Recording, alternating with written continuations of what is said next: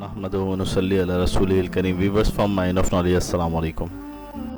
ہالی ووڈ اور بالی ووڈ میں خوبصورت فلم سازی کے ذریعے امریکہ، اسرائیل اور انڈیا کی انٹیلیجنس ایجنسیوں کے بارے میں پروپیگنڈا اور ذہن سازی اس طرح کی جاتی ہے جیسے یہ دنیا کے چپے چپے پہ نظر رکھتے ہیں اور دنیا کے ہر کونے میں اپنے مشن بآسانی سر انجام دے سکتے ہیں. ان کو ہر چیز کی خبر ہے اور یہ ہر گھر تک جھانک سکتے ہیں، مگر دراصل ایسا کچھ بھی نہیں، بلکہ یہ 5th جنریشن وار کا حصہ ہے جس میں پروپیگنڈے کے ذریعے مخالفین کو مروب کر کے نفسیاتی فتح حاصل کرنا ہوتا ہے. یوں شکار بآسانی آپ کی برتری تسلیم کر لیتا ہے. اصل میں CIA اور موساد کی کیا گھٹیا کارکردگی ہے. اسرائیل کے اخبار ہارٹس کے صحافی یوسی میلمین نے اس کا بھانڈا بیچ چوراہے پر پھوڑ دیا ہے. وہ کہتا ہے کہ اگر موساد کے اس وقت کے موساد چیف شبتایا شاوت کو پاکستانی نیوکلیئر سائنسدان ڈاکٹر عبدالقدیر کی سرگرمیوں کی بھنک بھی پہنچتی تو انہیں قتل کرنے کے لیے ٹیم بھیج دیتے. یعنی یہ بھی CIA کی طرح پاکستان کے ایٹمی پروگرام سے لگ بھگ 20 سال تک لا علم رہے. سامعین کرام، تاہم افغانستان میں تمام تر ٹیکنالوجی اور انٹیلیجنس ناکام ہو گئی اور ٹیکنالوجی کا بت پاش پاش ہو گیا. بقول قرآن حق آ گیا اور باطل مٹ گیا. بے شک باطل مٹنے کے لیے ہے. حالیہ امریکی شکست افغانستان میں اس نظریے کی شکست تھی کہ آج بھی بغیر ٹیکنالوجی کے جنگیں جیتی جا سکتی ہیں، اور طالبان کی فتح اقبال کے اس نظریے کی توثیق تھی کہ آج بھی ہو اگر ابراہیم سا ایما پیدا، آگ کر سکتی ہے انداز گلستاں پیدا. ہالی ووڈ کی فلموں میں امریکی کامیابیوں کو افغانستان کی عملی ناکامی نے دھو ڈالا. اسی طرح راؤ اور بھارتی فوجیوں کو کبھی ابھی نندن کی صورت میں پاکستان کے ہاتھوں تو کبھی لداخ میں چائنیز فوجیوں کے ہاتھوں رسوائی کا سامنا کرنا پڑا. یہ ہالی ووڈ اور بالی ووڈ میں ہی مخالفین کو مارنے اور ہرانے کی صلاحیت رکھتے ہیں. اصلی میدان میں یہ بھاگتے نظر آتے ہیں. اسرائیل کا معاملہ بھی یہی ہے. موساد اور CIA دنیا کی بڑی انٹیلیجنس ایجنسیوں میں شمار کی جاتی ہیں، مگر ان کی معاملات اور پروفیشنل صلاحیتوں کا یہ عالم ہے کہ دونوں پاکستان کے ایٹمی پروگرام سے آخر تک لا علم رہیں. اگرچہ ٹیکنالوجی کی چوری دنیا میں عام ہے، مگر اسرائیلی اخبار ہارٹس کے صحافی یوسی میلمین نے ڈاکٹر عبدالقدیر خان پر ایٹمی راز چوری کرنے کا الزام لگایا اور پھر اس ٹیکنالوجی کو دنیا میں پھیلانے والے نیٹ ورک چلانے کا الزام بھی لگا دیا. امریکہ کی مدد سے ایٹمی صلاحیت حاصل کرنے والے اسرائیل کو ڈاکٹر خان پر اعتراض ہے کہ انہوں نے ایران اور لیبیا کو ایٹمی طاقت بننے میں مدد دی. میلوین کو افسوس ہے کہ پاکستانی ایٹمی سائنسدان اس جرم کی پاداش میں موساد کے ہاتھوں مرنے کے بجائے طبی موت مرے. ایسی آسان طبعی موت جو کم ہی ایٹمی سائنسدانوں کے حصے میں آتی ہیں. اللہ سبحانہ و تعالی ڈاکٹر صاحب کو جوار رحمت میں خصوصی جگہ عطا فرمائے. اللہم آمین.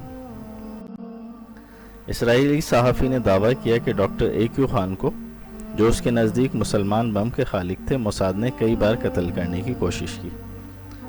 میلمین کے بقول موساد ڈاکٹر خان کے مڈل ایسٹ کے بار بار سفر پر نظر رکھی ہوئی تھی، مگر اسرائیلی ایجنسی کی اتنی اہلیت نہیں تھی کہ ڈاکٹر خان کو پہنچ سکے، جو ان کی آنکھوں میں دھول جھونک کر ایران اور لیبیا تک میں ایٹمی سرگرمیوں کو پھیلا رہے تھے. مگر اس وقت کے اسرائیلی ملٹری انٹیلیجنس کے چیف امن اور موساد کے چیف خان کی سرگرمیوں سے قطعی بے خبر تھے، جو اسرائیلی ایجنسیوں کی نااہلی کا منہ بولتا ثبوت ہے. میلمین کو موساد کے چیف شاوت نے بعد میں بتایا کہ اگر موساد کو خان کی سرگرمیوں کا پتہ چل جاتا تو موساد کی ٹیم خان کو خاتمہ کرنے کے لیے بھیج دی جاتی تاکہ ایران تک نیوکلیئر ٹیکنالوجی دور رکھی جا سکتی. اسرائیل ایرانی نیوکلیئر ٹیکنالوجی کو اپنے بقا کے لیے بڑا خطرہ سمجھتا ہے اور اسے ہر حال میں ختم کرنا چاہتا ہے. میلمین کے بقول AQ خان پاکستان کے ایٹمی پروگرام کے بانی تو تھے ہی، مگر وہ ایران کے ایٹمی پروگرام کے بھی گاڈ فادر تھے. یہ ڈاکٹر AQ خان اور پاکستانی انٹیلیجنس ایجنسیز کی مہارت اور کامیابی تھی کہ پاکستانی ایٹمی پروگرام کی بھنک CIA اور اسرائیل کو کانوں کان نہ پڑ سکی. پاکستان نے ایٹمی طاقت کا مظاہرہ سن 1998 میں کیا، مگر یہ طاقت پاکستان 8 سے 10 سال پہلے ہی حاصل کر چکا تھا. ایٹمی دھماکہ کرتے وقت بھی تمام سرگرمیاں امریکہ اور اسرائیل کے سیٹلائٹس اور کیمروں اور ایجنسیوں سے خفیہ رکھ کر پاکستان نے یہ پیغام دنیا کو دیا کہ ہالی ووڈ اور بالی ووڈ میں ٹیکنالوجی کا راپ الاپنے والے دراصل ٹیکنالوجی میں پاکستان سے بہت پیچھے ہیں اور ہم ان کی ٹیکنالوجی کا توڑ کرنے کی صلاحیت رکھتے ہیں۔ میلمین پہ ڈاکٹر صاحب کا ہوا ایسا سوار ہے کہ اس نے ڈاکٹر صاحب پہ الزام لگایا کہ ڈاکٹر صاحب پاکستان کو ایٹمی طاقت بنانے کے بعد عالمی مارکیٹ میں غیر قانونی ایٹمی نیٹ ورک چلا رہے تھے۔ اس کے بقول ایران نے ڈاکٹر خان سے پاکستانی سینٹریفیوجز P1 اور P2 کی ڈرائنگز اور منصوبے خریدے۔ مزید یہ کہ ایرانی نیوکلیئر سائنسدان محسن فخری زادہ، جنہیں موساد نے شہید کر دیا تھا، انہوں نے پاکستانی سینٹریفیوجز کو ہی IR-1 اور IR-2 کے نام دیے اور وہی ٹیکنالوجی استعمال کی ہے۔ موساد ڈاکٹر خان کے نیٹ ورک تک بھی نہ پہنچ سکا کیونکہ ڈاکٹر خان کی فراست اور ذہانت کے آگے CIA اور موساد سب بے بس تھے۔ وہ ان سب کو مہارت سے بیوقوف بنا کے اپنا کام کر گئے۔ CIA اور موساد کو پاکستانی ایٹمی پروگرام کا پتہ لیبیا کے معمر قذافی کے ذریعے پتہ چلا۔